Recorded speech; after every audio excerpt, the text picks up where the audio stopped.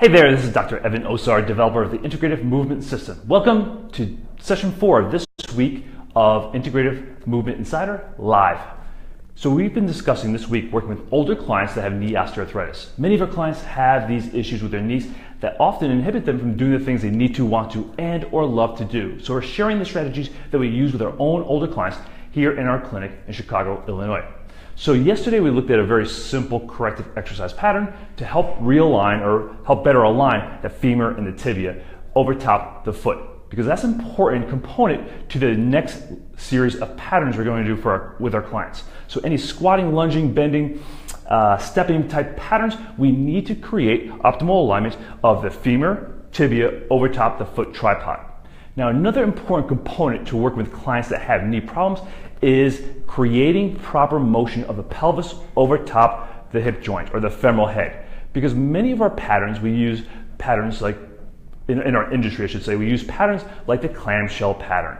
And while we learn that as an exercise to strengthen the glute medius, it really doesn't do that. In fact, if anything, it actually tightens up the hip and doesn't teach our clients how to move the pelvis over top the femoral head. So keeping the legs straight, the femur, tibia, and foot tripod stacked, it doesn't teach people how to move that pelvis over top of the femoral heads. And in our older clients, they oftentimes lose that range of motion around the hip, and that inhibits them from moving the pelvis around the femoral head when they're walking, and that drives a lot of that knee valgus position that creates so many problems for our older clients with knee issues. So here's a pattern we use with all our older clients to improve the way they're able to dissociate the pelvis from the femoral head, or to move that pelvis around the femoral head versus keeping the pelvis stationary and moving the femoral head around the pelvis.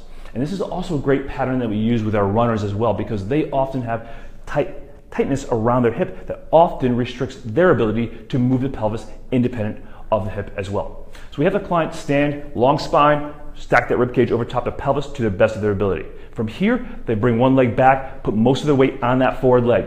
They'll place their hands upon their pelvis. What I want them to do is keep looking straight forward, hands on the pelvis, and now rotate that pelvis around that leg. There should be no change in alignment of the hip, knee, ankle, and or foot tripod position. And then they'll come back to center and then rotate the pelvis away, again, without changing alignment of the hip, knee, ankle, and or foot tripod position. So that way that you're teaching them how to move the pelvis independent of the femoral head, or to create pure hip dissociation that they need for gait patterns, for running, for bending, for walking, for stepping patterns. And it's a great pattern because it really will show you where your clients lack range of motion. So we'll often have to do foam roll release, trigger point release around the hip to give them the ability to move that pelvis independent. But then we have to train this pattern because so many of our clients do not train rotation or the pelvis moving over top the stationary leg, and that's a component of all lower extremity patterns, whether you're doing sport, whether you're walking,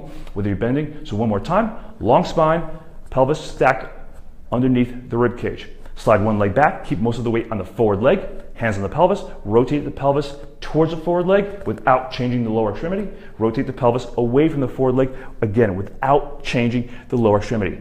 Do 5 to 10 repetitions per side, per direction, so 5 to 10 repetitions per direction. Repeat on each side. Spend more time on the tighter of the two sides with your clients, and you'll really start to see that their balance improve. You'll see their gait patterns improve. You'll see them overall perform better and take a lot of the stress off the knee, because the knee is often compensating for the lack of motion around the hips. So this is Dr. Evan Osar with part 4 of training older clients with knee osteoarthritis. We're going to come back tomorrow, finish up this week of training clients, show you another exercise progression we use with our clients, so that way you have the strategies to work with your older clients that have knee issues. Thanks for watching. We'll catch you tomorrow on Facebook Live. Make it a great day.